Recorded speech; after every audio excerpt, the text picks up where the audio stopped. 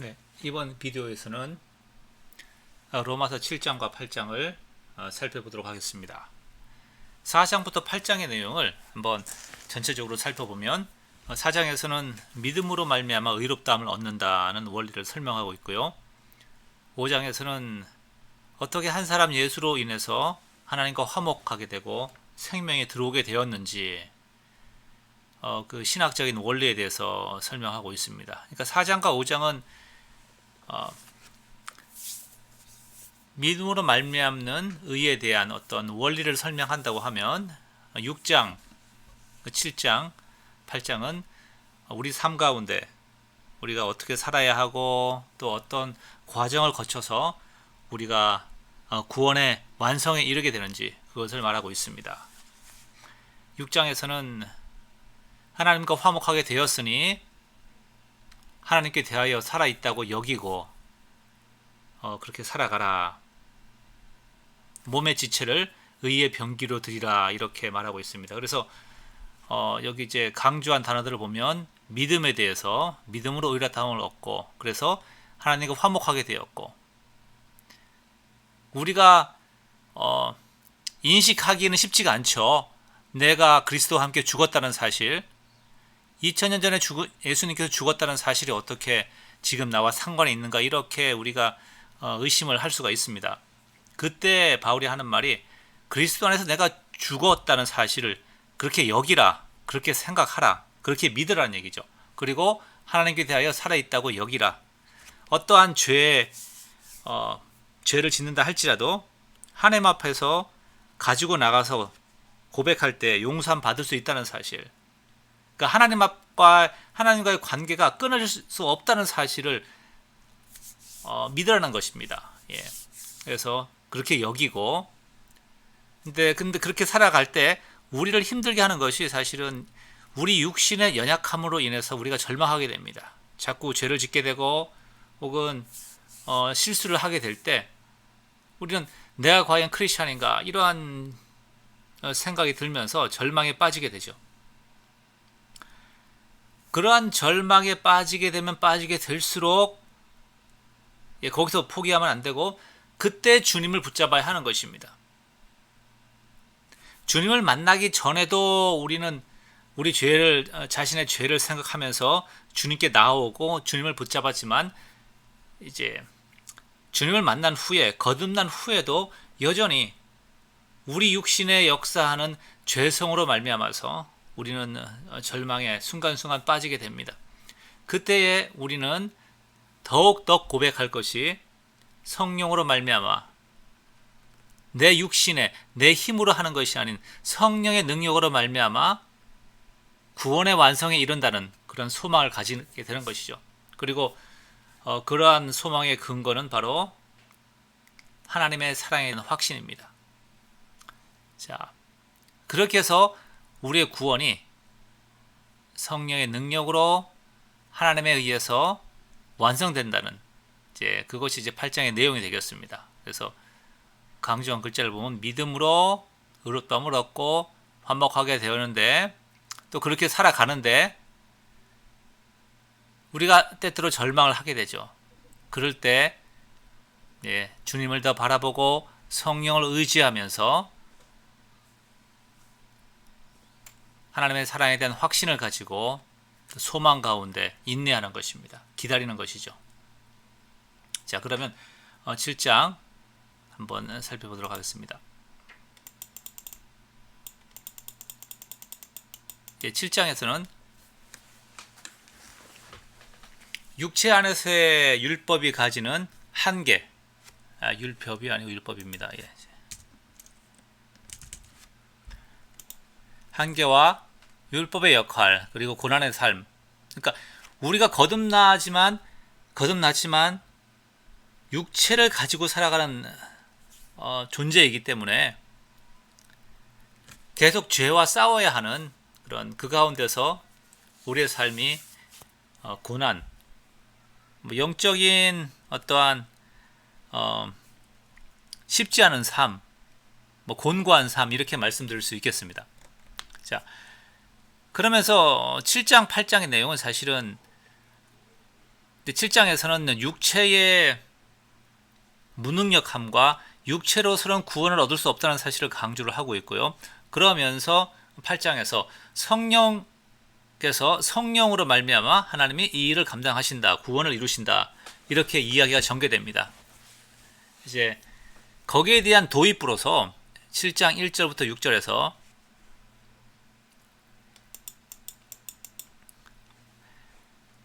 법의 원리, 그러니까 법의 원리는 뭐죠? 법은 그 사람이 살아있을 동안만 주관하는 거죠. 그러니까 죽으면 뭐 대한민국 법이든 미국의 법이든 뭐 상관없는 거죠. 예. 그 원리를 이제 적용하면서 그리스도와 함께 죽은 자가 율법에서 해방된다, 이런 논리로 설명을 합니다. 그리고 2절 3절은 또 결혼의 그런 법을 예를 들어서 설명을 하죠. 그래서 남편에 있는 여인이 그 남편이 죽으면 자유케 되어서 다른 남자에 갈지라도 음녀가 되지 아니한다, 이렇게 말합니다. 그래서 여기서 남편은 누가 되겠습니까? 남편은 육체를 의미하는 거죠. 육체. 여기서 여인이라는 것은 뭐 우리의 영혼, 아니면 우리의 어떤 우리의 영혼이라고 볼 때 딱 그렇게 말하진 않지만 이제 이해하기 편하기 위해서 제가 이렇게 말씀드린 겁니다. 여기서 남편은 육체죠. 그러니까 육체가 죽으면 육체를 통제하던 그 법, 남편의 법에서 벗어나게 되는 겁니다. 그래서 육체가 죽으면 다른 법에 따라 다른 남자에게 갈지라도 음녀가 되지 아니한다, 이렇게 말하는데요. 이제 이 얘기를 하는 이유가 4절, 5절, 6절을 말을 하기 위해서 이제 바울이 이 얘기를 꺼낸 겁니다. 그래서 4, 5절, 6절을 그냥 보도록 하겠습니다. 그러니까 우리가 죽어야지, 우리의 육체가 죽어야지 율법에 대해서 노임을 받을 수 있거든요. 그래서 그리스도의 몸으로 말미암아 율법에 대해 죽임을 당하였으니, 그래서 우리가 그리스도를 따라가서 하나님을 위하여 열매를 맺게 하는 것, 맺을 수 있다, 합법적으로 가능하다는 것입니다. 다시 말하면 그리스도와 함께 십자가에 죽었기 때문에 우리가 율법을 따르지 않아도 된다는 것입니다. 율법을 따르지 아니하고 그러면 영의 새로운 것으로 섬긴다는 것이죠. 자, 율법 조문에 묵은 것,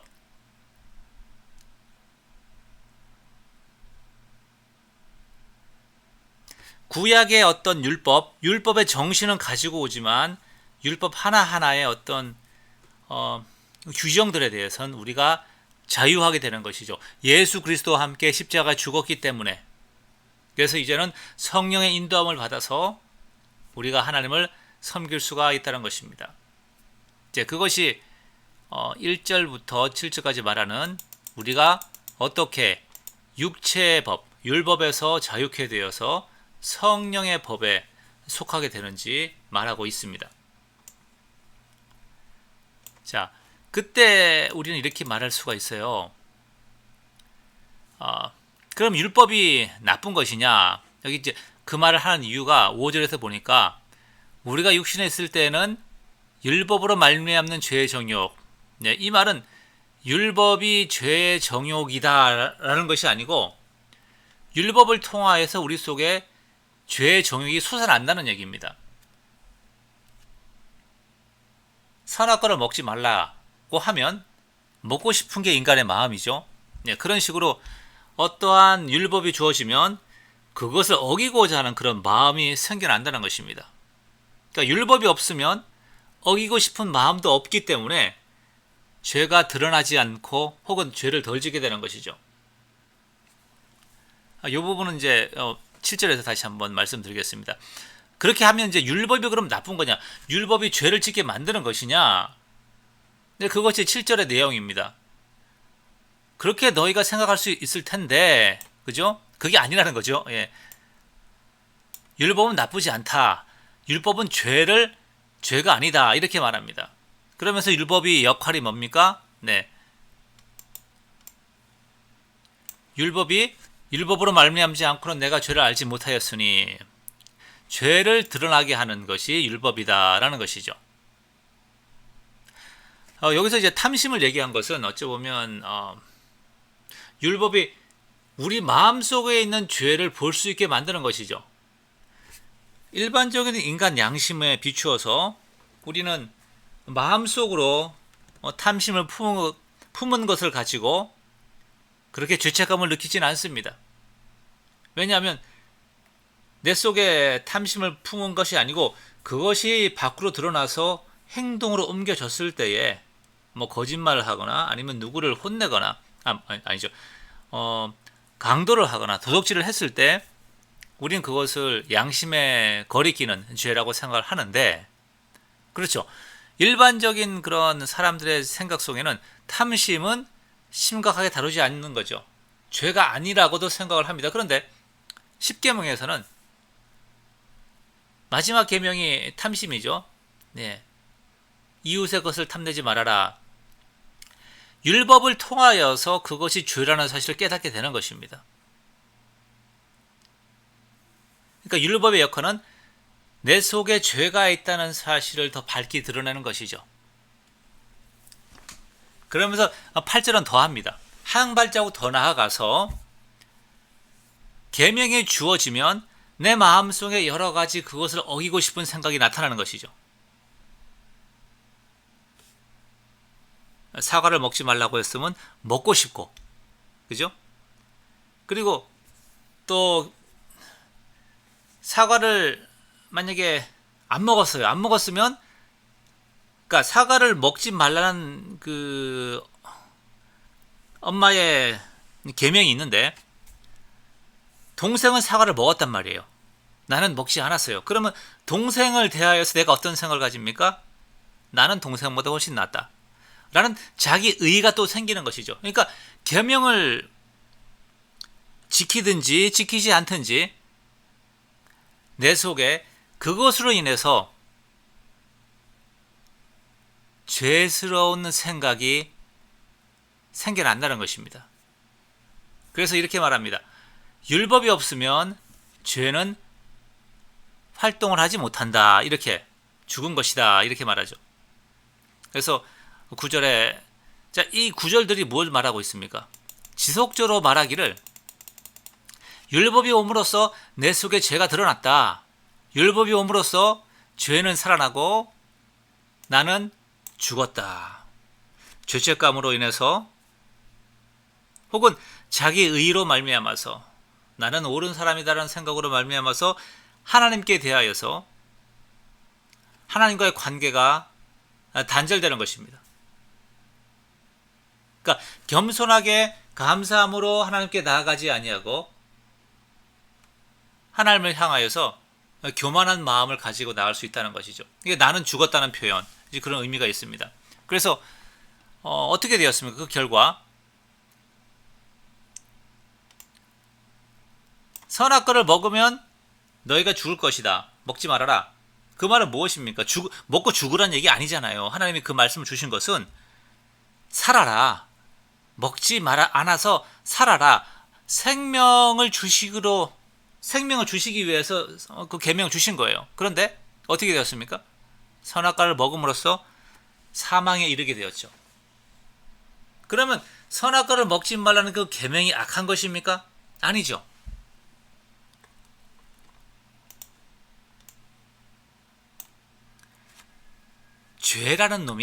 죄라는 그 세력이 정말로 악한 거예요. 선한 율법 12절에 말하죠. 율법은 거룩하고 계명도 거룩하고 의로우며 선하도다. 그렇게 거룩하고 선한 율법을 가지고 우리에게 사망이 오도록 만들어 버렸습니다. 그래서 하나님은 선하지 않다. 이러한 율법을 주어서 우리를 얽매려고 하고 우리를 종로를 하려고 한다. 하나님은 우리를 부려먹으라고 율법을 주셨구나 라고 생각하는 아주 나쁜 것이죠. 죄는 이러한 죄가 드러나기 위해서 율법이 주어졌다는 것입니다. 그러면서 이제 율법이 우리 속에서 어떻게 역사하여서 우리가 죄 가운데로 나가도록 우리가 죄를 깨닫고 우리 속에 곤고한 어떤 심령을 만들어서 갈급한 심령을 만들어서 그리스도를 좇게 만드는지 그것을 이제 14절부터 25절에서 말하고 있습니다. 14절 그래서 율법은 선하고 좋은 것이고 하나님께서 온 것이다. 그런데 내가 육신에 속하였기 때문에 육체를 가지고 있기 때문에 죄의 노예가 되었다. 노예가 된 것이 무엇이죠? 하기 싫은 것, 원하지 아니하는 것을 하게 되는 것입니다. 그것이 15절부터 20절에 이제 지속적으로 반복하는 것입니다. 그 말한 이유가 내가 원하지 아니하는 것을 내가 한다면 그것은 바로 내 속에 또 다른 존재가 있다는 것이다. 또 다른 존재가 죄라는 것입니다. 그래서 21절 23절에 이렇게 말하는 것이죠. 선을 행하기 원하는 나에게 악이 함께 있는 것이로다. 속 마음으로는 하나님의 법을 즐거워하되 하나님의 뜻을 따르기를 원하고 하나님을 원하지만 내 지체 속에는 또 다른 한 법, 육신의 법인가요? 혹은 육신의 죄된 욕구라고 할 수도 있고요. 혹은 죄의 법이라고 할 수가 있습니다. 이 죄의 법이 내 마음의 법과 싸워서 내 지체 속에 있는 죄의 법으로 나를 사로잡아 온다. 그래서 죄를 짓게 만든다. 이렇게 말하고 있습니다.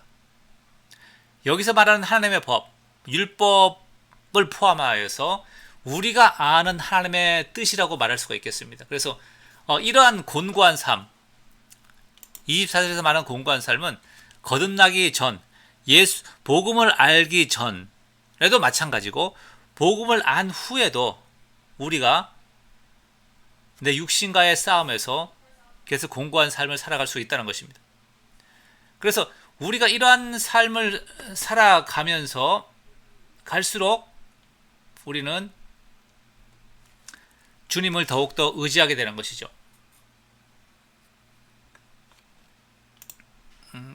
잠깐만요. 요 구절을 하나 보고요. 자, 이러한 상황으로 인해서 예수 그리스도를 바라보게 되고요. 우리가 때로는 육신으로 죄의 법을 섬기는 가운데 있지만 그리스도 안에서 성화가 완성되고 구원이 완성될 것을 믿기 때문에 감사할 수가 있는 것입니다. 그래서 크리스천의 삶엔 두 가지가 있어요. 죄된 육체에 대한 절망, 그리고 동시에 예수 그리스도에 대한 확고한 소망. 어찌 보면 상반되는 두 가지죠. 그죠? 절망과 소망. 근데 이것이 이제 이미 이루어졌지만 아직 완성되지 않은 already not yet의 구원을 살아가는 성도의 내면 세계이죠. 두 가지가 함께 있어야 합니다.